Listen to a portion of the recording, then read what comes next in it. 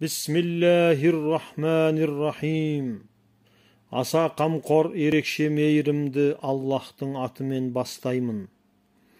Инна анзалнаху фи лейлатил қадр. Шын мәнінде біз оны Құранды қадыр түні түсірдік. Қадыр түні өзінің ұлылығы, қадір қасиеті себебімен осылай аталған.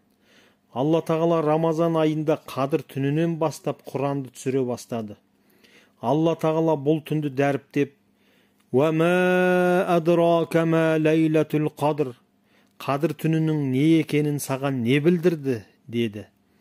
Өйткені бұл түн өте ұлы және де өте ерекше орынға ие. Лейлатул қадри хайрун мин әлфи шәһр. Қадыр түні 1000 айдан да қайырлы. Сондықтан да бұл түнде жасалған құлшылықтар, ізгі амалдар 1000 ай бойы жасалған амалдардан қайырлы болады.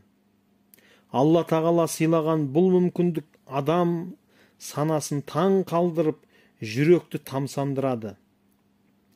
Тәнәззәлул мәләикәту вар руху фиһа биизни раббихим мин кулли әмр.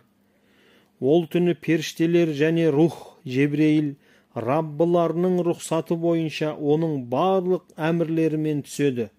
Періштелер және Жебрейіл алейхиссалам Аллахтың әмірі бойынша сол жылға бекітілген барлық істермен түседі.